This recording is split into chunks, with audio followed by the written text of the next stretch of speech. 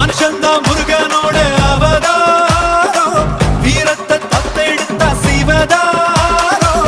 தேர் குத்தி ஆடும் போது வெறியேறும், தேர் சுத்தி ஓடும் போது பொறியாடும். எருமலை ஏறு எங்கண்ணனி பாரு, ஆறு முகம் யாரு நம்ம நண்பன் தானே கூறு. தமிழில் பேசும் தமிழ் குல விளக்கு, வேற்று மொழியில் அர்ச்சனை எதுக்கு?